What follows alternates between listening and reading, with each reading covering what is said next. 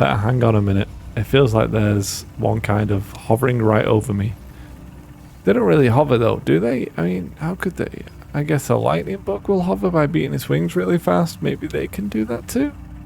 I used to watch lightning bugs in the evening, out at the edge of the woods. Lisette's kid Charlie, he loved them, you know? He ended up going to college and studying astronomy. And I like to think that he got his love for stars from those nights watching bugs. Anyway, me and Charlie, sometimes we try to see one of them up close. You lay in the grass and you have to be totally still for a while, like one of those wax sculptures. Don't even breathe, like this. Oh, you can't see me. I was doing the watching lightning bugs in the grass face. I think I can imagine it. Yeah, you've seen it already. When I fell in the mine, kind of stunned in shock. Hey, who were you talking to earlier? When we met in the mine, you were on the phone with someone? My ex. Mark. He has kids, so we don't talk as much. He called me to chat about something.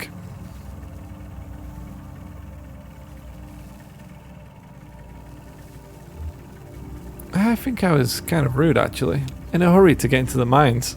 I feel bad.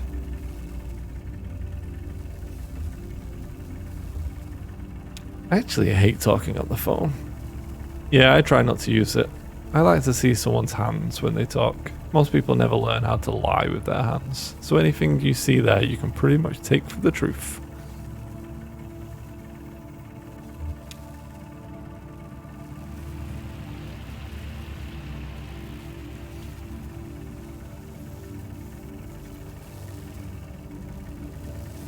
Don't like how close these guys are.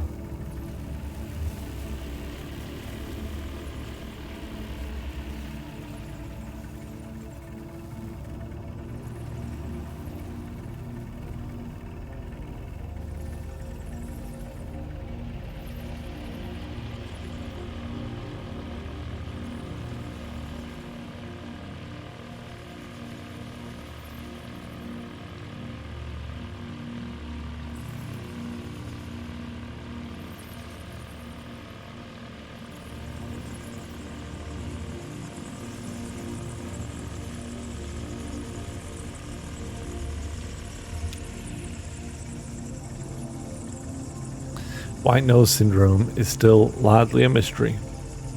We suspect that the white fungal growth which appears on bats' faces and wings irritates and confuses them, causes them to awaken early from hibernation and venture outside, depleting stored energy they need to survive through winter. But biologists are nowhere near curing the disease. It spreads quickly and it is highly fatal. In this way, white nose syndrome has drawn some comparisons to colony collapse disorder, as suffered by bees. White nose syndrome and colony collapse disorder are sudden, violent and mysterious. Will honeybees and the stern-faced red bat be two more lost species, wiped out in a geological blink and forgotten to natural history? It's possible that a cure won't be identified in time, so the sanctuary of this artificial hibernaculum is our best hope of preserving them. As you leave the Echo River stern-faced rat, red bat, hibernaculum and sanctuary, please make sure your vehicle and clothing are free of hitchhikers. I don't know, we got someone hitchhiking right behind us here.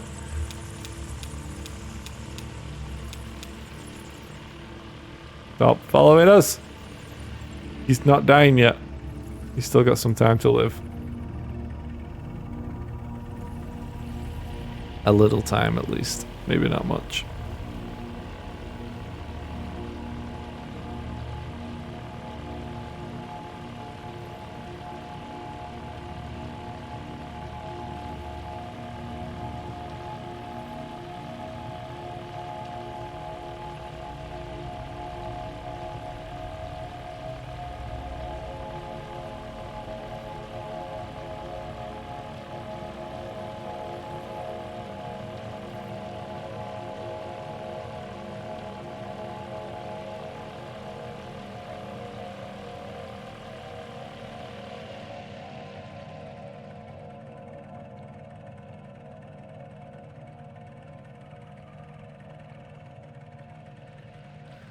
Alright, we're coming in.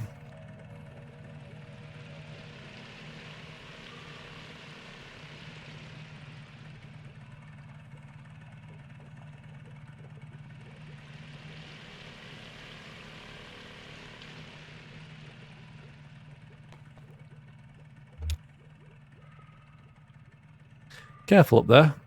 Can't drive your new truck if you slip and break your legs.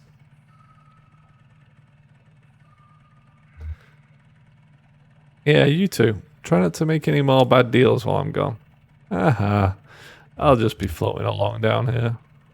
You just mean keep your eyes open. Don't look back. Oh, that seemed too much like a farewell.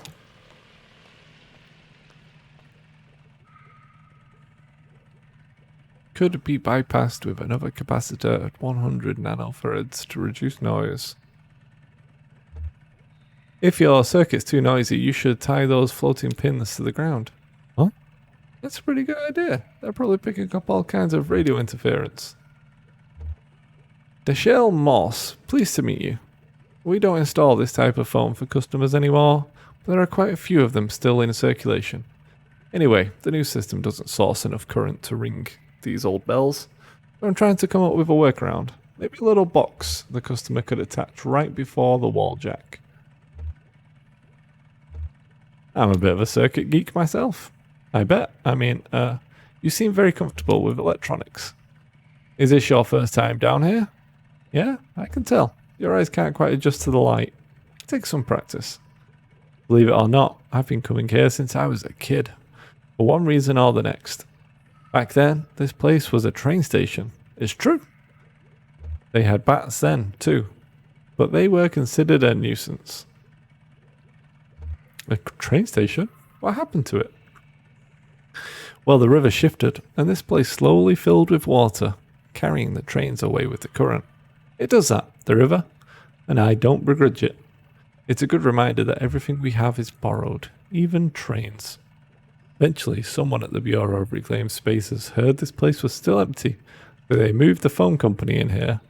I returned here as a young lineman, a skill I picked up in wartime, running telephone wires behind enemy lines. We used trees instead of poles. I miss that, actually. They were easier to climb. It's just as well. I'm in no shape to be climbing anything these days. The closest I get is patching up wiring in the crystal room for the new WEVP folks. WEVP? That's community television. I volunteered there for a number of years. Everybody over there. Ralph, Sherry, Weaver, Dave. Weaver Marquez? Sure, Weaver Marquez. That's funny. I was just thinking about her. Yeah, I met her a couple of times at the TV station. I suppose I didn't know her too well. She handled the archives, and I was helping with wiring and stuff. She really seemed to know her way around all that gear, though. She had a head for signals, I think. No idea where she ended up. I would guess she's probably not too popular around the station anymore, but I always liked her. Listen, miss, if you're interested in WEVP, you should go talk to them directly. They're always looking for volunteers. Take the ferry over to the silo. There's a small mail stop there. They don't have a sign or anything, just ask around. I guess I'll get back to this damn old ringer. Poppy's just a little further down if you're dropping off that package. Just chatting with you.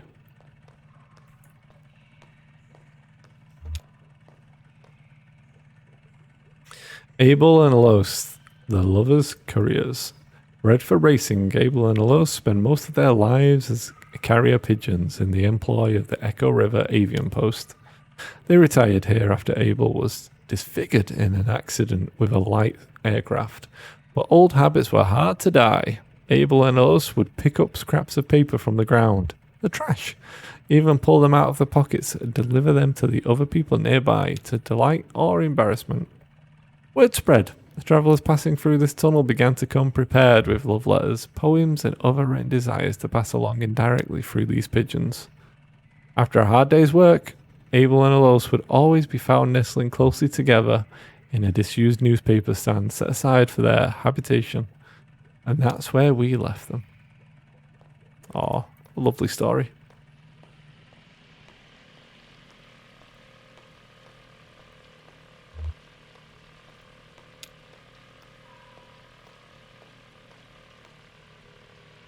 Just set it right over there by the lamp, sweetie. Thanks.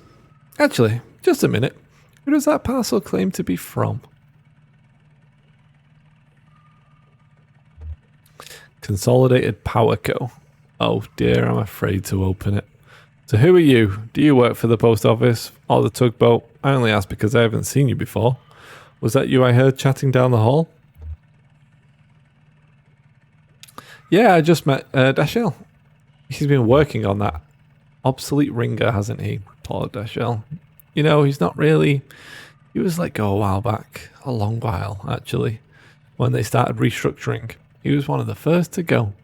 But he talked them into letting him come every day and fiddle with some unimaginable project. He says it's to keep a long gap from growing his resume, but I think he just has nothing better to do. One of those old men who needs to work, you know? Doesn't know how to be any other way. Well, there are no real jobs here, but there are fake jobs, I guess. It wasn't always like this. When I came to work at the Echo River Central Exchange, there were 12 of us. Loretta, Enda, Meg, Cara, Mary, Louise, Liz, Esther, Aggie, Wilma, Connie. I was number 12, Connie. Connie and I were hired on the same day, but she showed up early. Mary finished college, and Hester was fired for snapping at a rude caller, but he had it coming. And I hear she just did fine on her own. So they hired Beryl, Jana, Sakiko, which brought up to 13. And that was as many operators as we ever had here at one time. The power company came along buying up all the lines, and one day they took the exchange as a throw-in. Like it was nothing. Nothing! And they started phasing us out. Edna, Meg, Carrie and Lois left one Friday evening and were asked not to come back on Monday morning. Beryl saw the writing on the wall and quickly found employment at a private PBX. They had Jana and Liz stop routing calls and write up some kind of best practices document instead. It was their final task as exchange employees. Some of the girls were reassigned to other divisions. Connie, I think, was checking residential meters. Sakiko and Wilma were moved into energy sales, cold calling businesses to see if they needed to upgrade their electricity plan. At least they were still on the phone. Then it was just Loretta, Angie and me. We were swamped. The hours were hell and hard on the throat. The voice with a smile became a croak. I was gargling warm salt water in the break room, sipping from a thermos full of hot honey broth stashed under my chair. Oh, I brought a lot of extended technique to the switchboard in those days. I know the feeling, narrating this game. Sounded pretty good to me. He's got the voltage too high. He'll burn out the relay. So where was I? Extended switchboard technique. It was all about timing your breath. Some girls got lightheaded doing too many calls in a row. With that upbeat dynamic inflection, they made us keep up everything intelligible. It was very physical. So after a few months, it was just me. A new automation strategy was announced, and this place was rechristened Consolidated Auxiliary Switch Number 30. If it's automated, what do you do here? It's not fully automated. There are still gaps in functionality that need a human touch. And you know, it really is all about that touch here. Sound is a vibration. A touch you feel in your ear. So my voice is my touch. When we're talking, we're touching. Even on the phone, that's an electrical touch. An intimate little shock that makes your tiny hairs tremble. But that's not even what I mean when I say it's all about touch here. When the power company first tried automating this old exchange with fancy new transistor arrays, the switchboard caught fire. It was just too much, too fast. So they tried using some clunky old mechanical relays. But then the calls were getting mismatched and out of sync. It was a nightmare.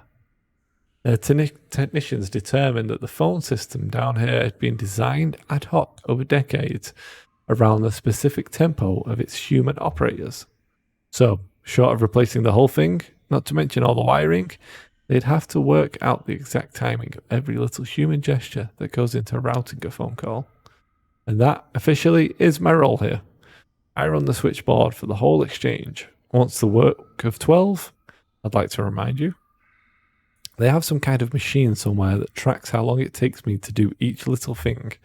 The caller never hears my voice now. They dial, my little indicator light switches on, and I make the connection. Do you miss talking to callers? You know, there's something that bothers me about the process. Besides the fact that I'm training my replacement, who isn't even human. Here's what I mean. How long do you think it should take to time my every move and recreate that timing in an automated switchboard? Rough estimate. Couple of days? That's what I said, but this has been going on for over a year, and a very dark thought has started to nag at me. What if there is no cheap machine that's going to replace me? What if it's cheaper just to keep me here, filling in for the rhythm of the operators? What if I'm the cheap machine? Why don't you just quit? In this economy? No, you're probably right. Working in silence for peanut shells, waiting to be replaced by a robot, it doesn't sound very dignified, does it? The reality is that I've been working here for my whole adult life. I came here as a girl, and I'll leave as a middle-aged woman. I don't know if I'm ready to be her yet. I sound like Dashnell. Oh, the parcel. Right over there by the lamp is fine. Thanks for dropping that off. Take care. Think of me when you dial 0.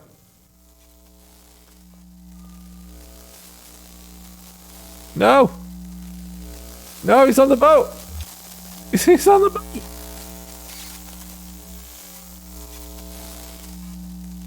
Oh no, he's at the end of Conway.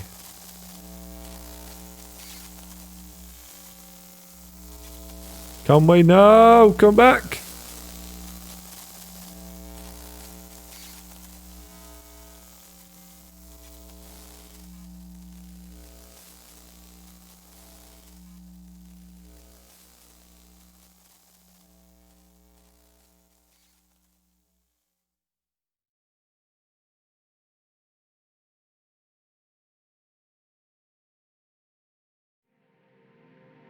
Wow, I expected that to be the end.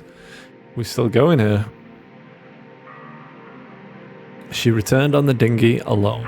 She had a strong and sudden urge to shut the motor off and let the current take her, but she couldn't work out where that impulse came from, so she did her best to resist it.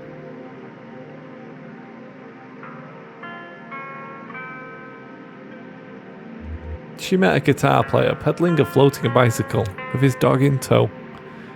He said they took turns. The water was cold and the floating bicycle, while technically marvellous, wasn't quite buoyant enough for the both of them. Swimming is hard work. The hardest work that dog had ever done, he expected. They'd been travelling this way for most of the night, struggling through the icy water, stopping to recover when they could find a rock large enough to start a small campfire. He had his belongings stuffed into a weathered guitar case at the end of a thin rope. It floated pretty well, so he had to keep an eye on it and occasionally free it from a rock or some driftwood it caught on. She invited him to ride a ways on the dinghy. He appreciated the offer, but they weren't in a hurry. She met a painter of shipwrecks. He never worked from photographs, so his paintings could be divided into 2 categories. There were the ones he painted from life, and the Echo River was a very good source for those because its currents were so unpredictable and the tunnels so dark. He rendered these in oil paint by lamplight, working for hours cross-legged on the porch of his houseboat/studio. Then there were the ones he painted from memory, mostly the memory of a single wreck he encountered as a much younger man, picking up litter where the coastal highway cleaves to the rocky beaches of Northern California. These were done in watercolour. He preferred to work on them in the morning, in a room he rented near the airport in Louisville. He had some postcard-type sketches in charcoal too, of the Iron Pariah. It wasn't a wreck, exactly, but it felt right. He tried to scribble one down every time he encountered it, though it was so unpredictable and he was so focused on details, he usually just ended up with a handful of inscrutable marks. She met a flower salesman on a raft. They floated alongside in buoyant pots, bobbing untethered. He corralled them with a long pole in a stream of small adjustments. She leaned out over the water to get a closer look. He just started work for the day, so his stock was full. He pushed a few boutiques her way. First was an elegant bundle of pomegranates, arranged in the Roman style. He said it was for a particular kind of person. If it didn't remind her of anyone in specific, she'd better move on. Next, a delicate mixture of dandelions.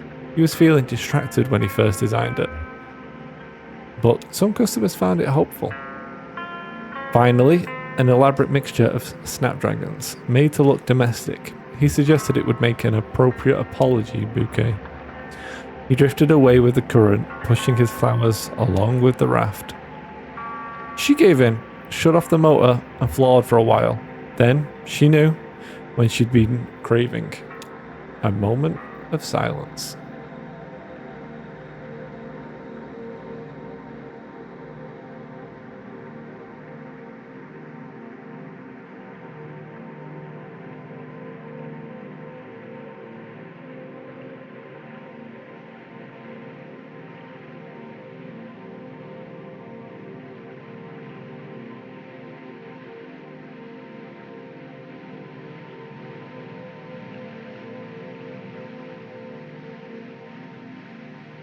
Alright, that's enough silence for you. Now let's get to where we're going. I'm very curious to see where this story goes, because so far it's not got the best direction and it's incredibly abstract. Well, I'm hoping it wraps up the story somewhat, assumedly when we finally make the delivery. If we even see Conway again. Well, we're going to see him again, but I hope we are.